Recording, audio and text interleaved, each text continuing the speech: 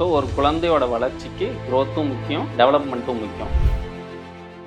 இந்த க்ரோத் நடக்கிறதுக்கு ரெண்டு முக்கியமான நிகழ்ச்சிகள் நடக்கணும். ஒன்று க்ரோத்தும் டெவலப்மெண்ட்டும் ஒன்றோட ஒன்று பின்னி பிணைஞ்சது தான். அனைவருக்கும் வணக்கம். பிராண புனர்வாழ்வு மையத்தின் சார்பாக உங்களை சந்திப்பதில் மகிழ்ச்சி அடைகிறேன்.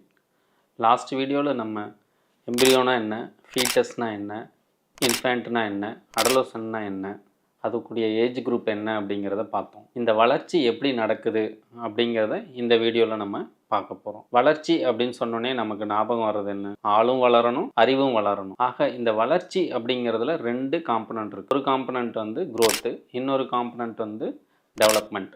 க்ரோத் அப்படிங்கிறது என்ன அப்படின்னா பாடியோட சைஸ் இன்க்ரீஸ் ஆகிறதுக்கு பேர் க்ரோத்துன்னு சொல்லுவோம். இந்த க்ரோத் நடக்கிறதுக்கு ரெண்டு முக்கியமான நிகழ்ச்சிகள் நடக்கணும். ஒன்று ஹைப்பர்ட்ரோஃபின்னு சொல்லுவோம், இன்னொன்று ஹைப்பர்பிளேசியா அப்படின்னு சொல்லுவோம். ஹைப்பர்பிளேசியா அப்படிங்கிறது செல்ஸோட நம்பர் இன்க்ரீஸ் ஆகிறதுக்கு பேர் ஹைப்பர்பிளேசியா. ஹைப்பர்ட்ரோஃபி அப்படிங்கிறது செல்லோட சைஸ் இன்க்ரீஸ் ஆகிறது. ஆனால் இந்த ப்ராசஸில் நம்மளோட மெயின் கான்ட்ரிபியூஷன் ஹைப்பர்பிளேசியால இருந்து தான் வருது, ஹைப்பர்ட்ரோஃபியை கம்பேர் பண்ணுறோம். அடுத்து டெவலப்மெண்ட்.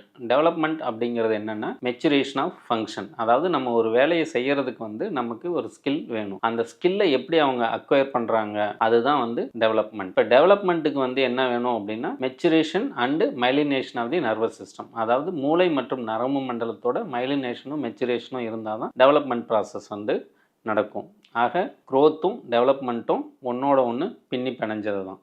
ரெண்டும் அட்ட டயத்துலேயே நடக்கணும், ரெண்டும் இது நடக்கிறப்ப இது நடக்கணும் அப்படிங்கிறது இல்லை. இது தனியாக நடக்கும், இது தனியாக நடக்கும். ரெண்டுமே ஆனால் என்னென்னா நம்மளோட டெவலப்மெண்ட், அதாவது வளர்ச்சிக்கு க்ரோத்தும் வேணும், டெவலப்மெண்ட்டும் வேணும். இன்னும் சிம்பிளாக சொல்லணும் அப்படின்னா வளர்ச்சியோட குவான்டிடேட்டிவ் கான்ட்ரிபியூஷன் தான் க்ரோத்து, குவாலிட்டேட்டிவ் கான்ட்ரிபியூஷன் தான் டெவலப்மெண்ட். இன்னும் அடுத்து வர்ற வீடியோவில் டெவலப்மெண்ட்டில் என்னென்ன முக்கியமான காம்பனன்ட்ஸ்லாம் இருக்குது, அதில் என்னென்ன கேட்டகரிஸ் இருக்குது, அதில் என்னென்ன செக்டார்ஸ் இருக்குது அப்படிங்கிறத நம்ம இன் டீட்டெயிலாக பார்க்க போகிறோம். நன்றி, வணக்கம்.